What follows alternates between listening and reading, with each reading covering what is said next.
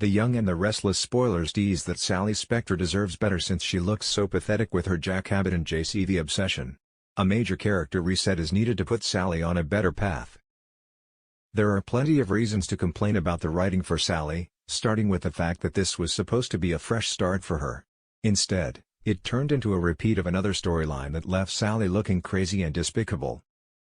When Courtney Hope was fired from The Bold and the Beautiful, she was given a horrible exit arc. Sally faked a terminal illness that gave her career a big boost, and more importantly, led to her trying to reel in an ex who didn't want her. The scheme naturally failed and left Sally looking like a desperate nutjob. After Hope was hired on Year, many BB fans were excited to see her get a clean slate on a new show. Fine for Sally to be a schemer, but there are limits to how far you can take it. Somehow things have turned out just as bad or worse for Sally in Genoa City as they did in LA. Once again, Sally is chasing after a man who keeps rejecting her. The worst part is that Jack's not really even a good match for Sally, who keeps trying to force something to happen between them. Jack's a nice guy, but he's quite frankly too old for Sally. Their life goals were never going to match up, and Jack's far too straight-laced for a wild gal like Sally anyway. No one wants Sally to be boring, so we don't mind if she does some scheming here and there. Could Sally at least be decent at it though? In what universe did Sally think she could openly ask Eric Forrester, John McCook, to get Summer Newman this Italy job and not have that come back to bite her? Sally should have found a way to keep her own involvement on the down low, but she turned to her former boss who also happens to be an old friend of Phyllis Summers. This plan has been a disaster from the get-go, and for what? This JCV position isn't even all that great. Sally could have gone after the Milan job herself or at least sought other opportunities instead of clinging to this lackluster one. It just goes back to this sad fight for Jack since Sally wanted to stick around for a doomed romance. Sally needs to dial down her ill-advised plots and get smarter about how she handles things. Sally also needs a non-judgmental love interest closer to her age, maybe even a bad boy she can scheme alongside instead of having to hide it from him. There's still hope for Sally's character and her future in GC if the show will do a proper reset.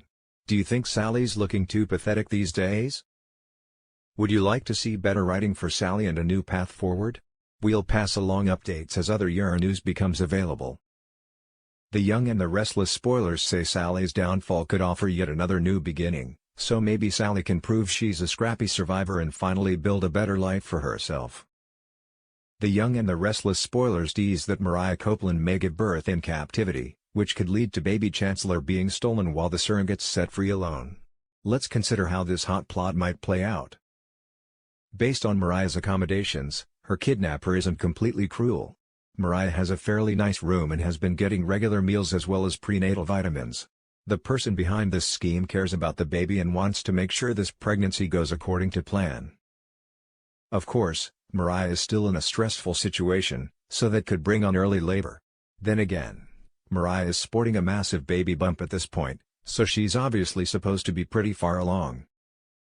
The show has sped up this pregnancy in a big way, which means it's tough to predict exactly when baby Chancellor will come. Regardless, this Year kidnapper doesn't seem interested in letting Mariah go anytime soon. The goal appears to be making certain Mariah gives birth in captivity, which would make it easier to kidnap the baby after the delivery. We have to acknowledge how suspicious the show's made Ben Stitch Rayburn look since he first arrived back in town. When Stitch peered in the window with pregnant Mariah, it felt like a dead giveaway that Stitch would target her. Stitch and Mariah also had a chat about her pregnancy right before she went missing. Then, there's the matter of Stitch's strange lie about getting the chief of surgery position. We also know Stitch doesn't have much of a life outside work, visiting Max Rayburn and pining for Abby Newman Abbott Chancellor. All of this adds up to shady Stitch, who may or may not deliver this baby himself. Stitch could pay someone to do it for him if he wants to protect his identity. After all, Stitch is in the clear as long as Mariah doesn't know he was behind the snatching. However, it'd probably be more dramatic for kidnapper Stitch to coach Mariah and deliver the baby himself. Mariah may land in the tough position of having